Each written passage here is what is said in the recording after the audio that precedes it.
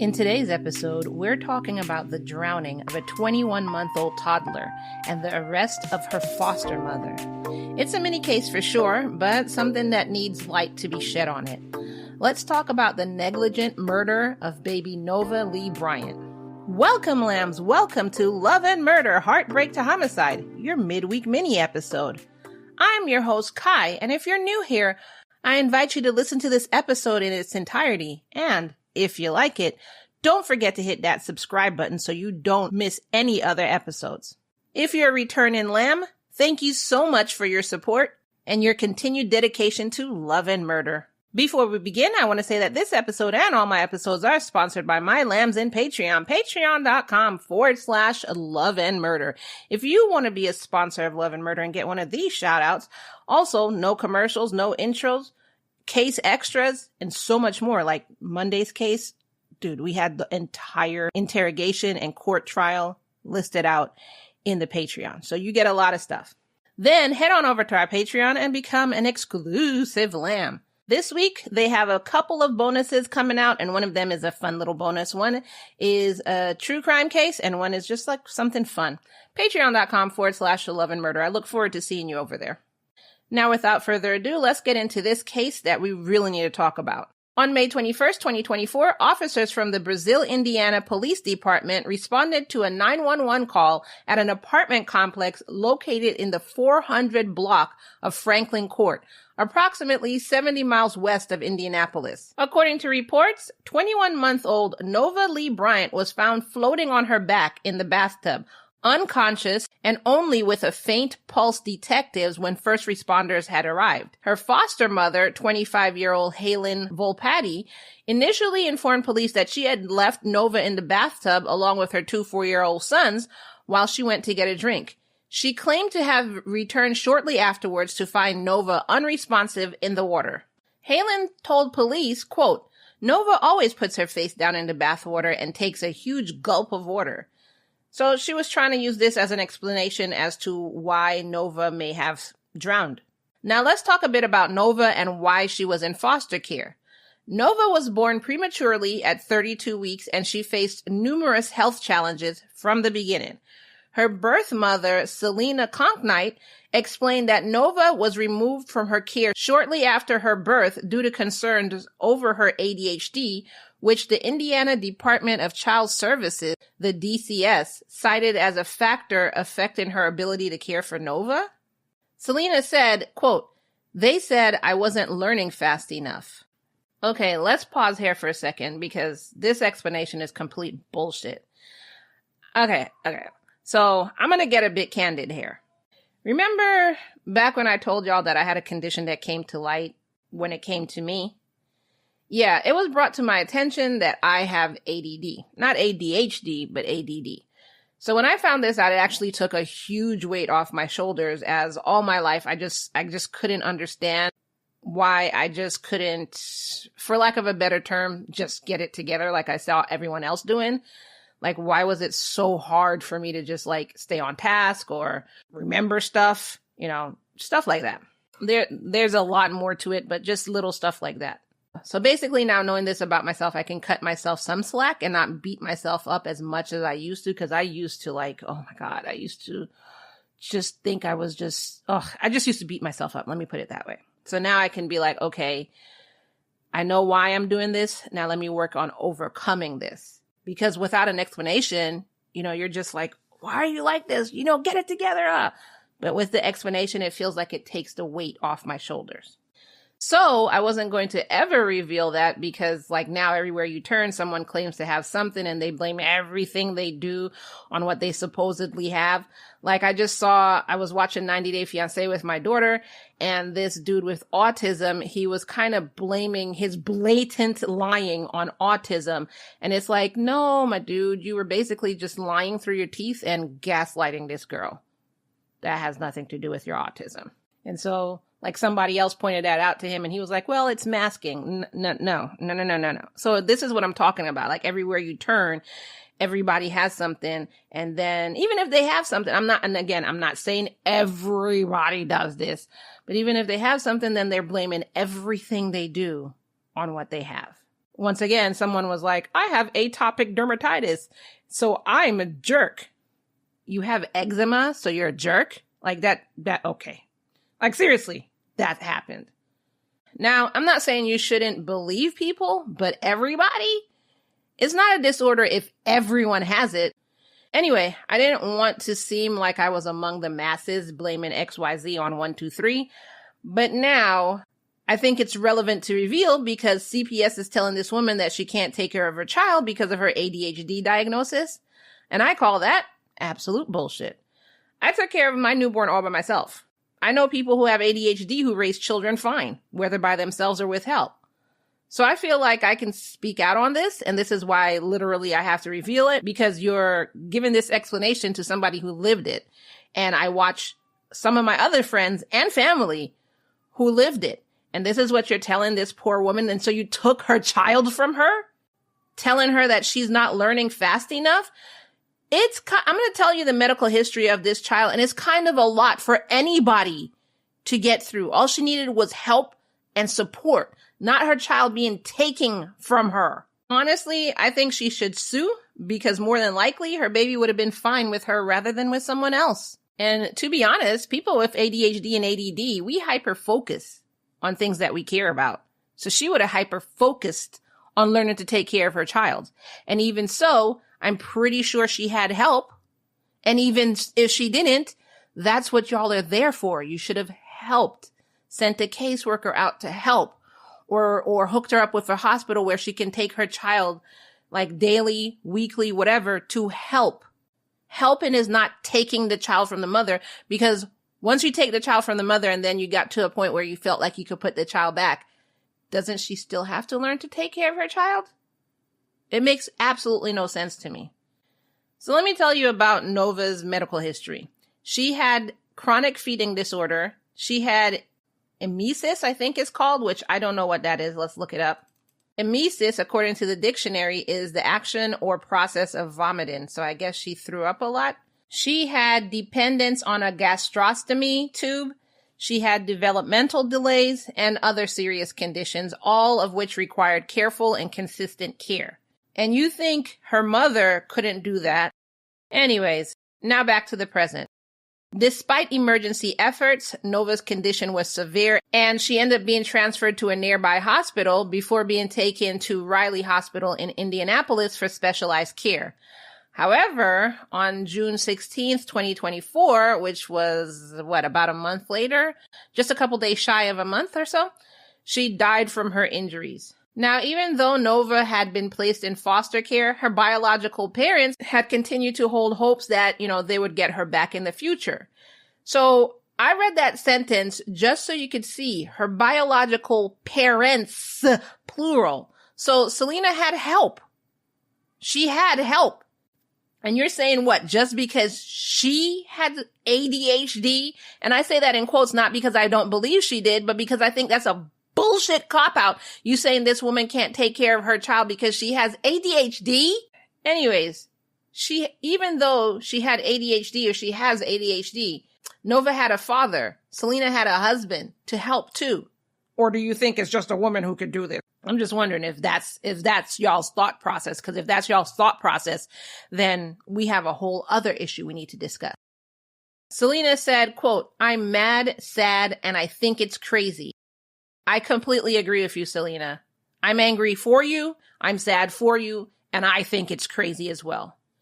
She and Nova's father, Kevin Bryant, told reporters that they believed Hailynn should face justice for her actions. Quote, "She shouldn't have had my daughter in the first place." Exactly. You tell them. But she also shouldn't have left the room. That's parenting 101. Yes, it is. So you're saying they couldn't take care of their daughters, and they know parenting 101 because Selena has ADHD, but you put their daughter in a home with a woman with two toddlers, twin toddlers. Do you know how hard it is to deal with twins? Like, I don't have twins, but I know how hard it was to deal with one. I've always wanted twins till I had one, and I was like, oh, I wouldn't have been able to do this. Oh.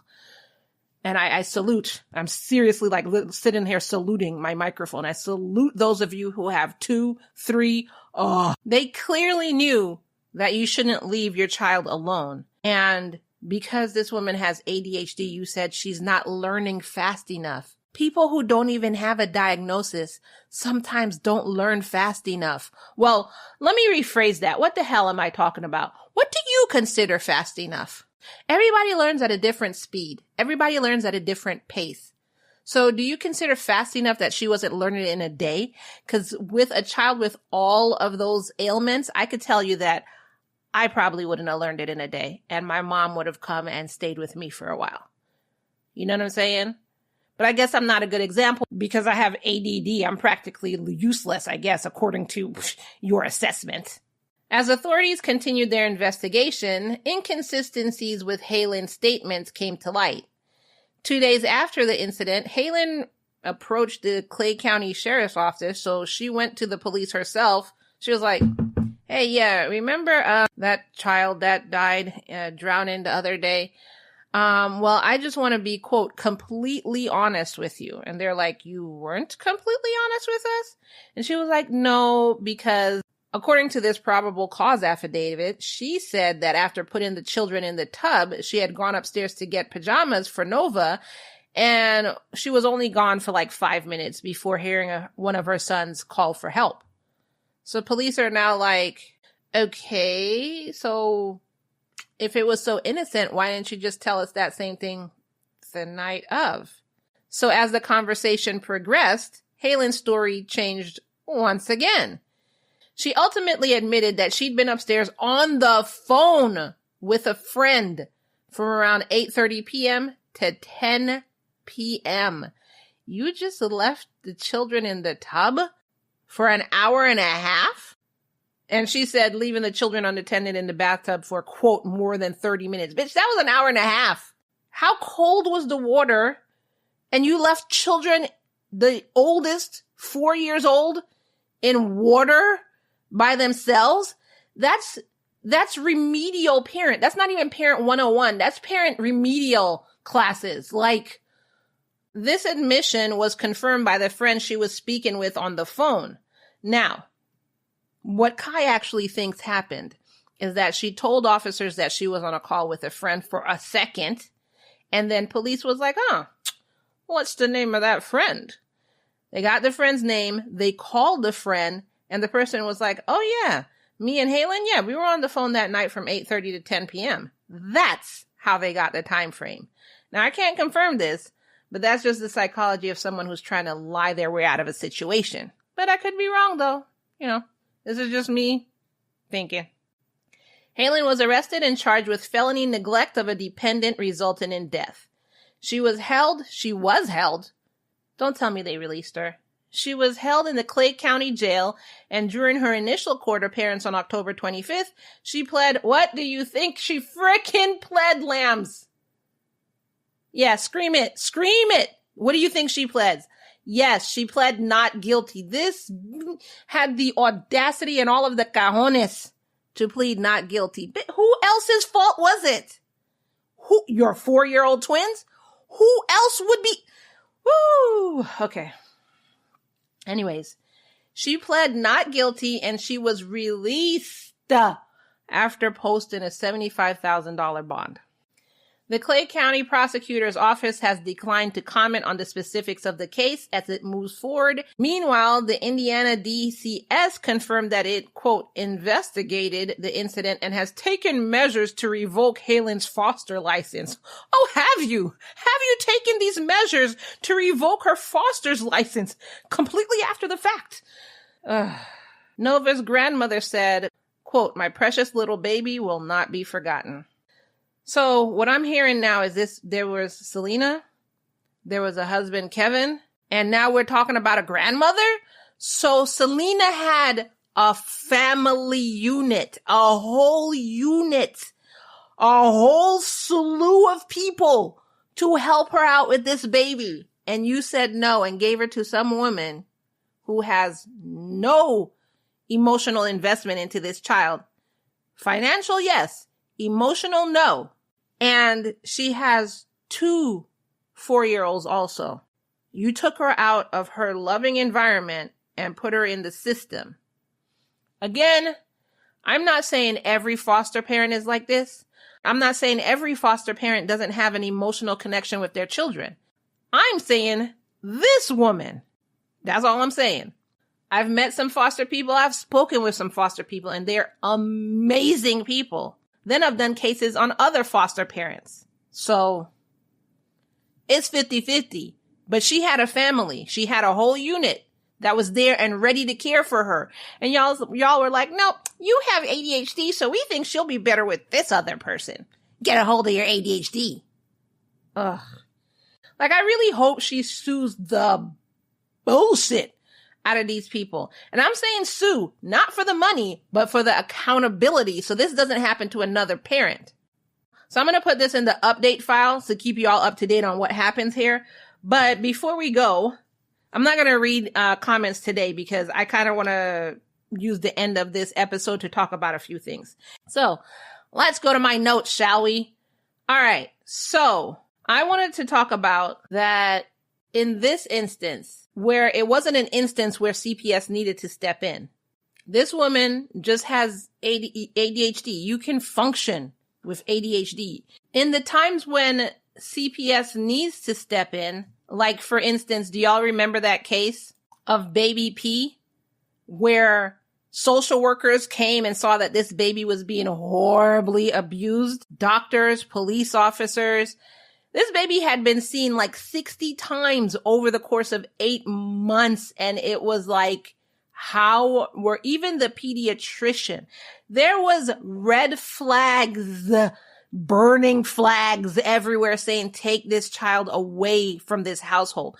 So in times when you should be acting, you don't. And in times where you shouldn't be acting, you are. And if you missed that case of baby P, oh my God, brace yourself first of all. And then the link is in the show notes below because that one was a hard one.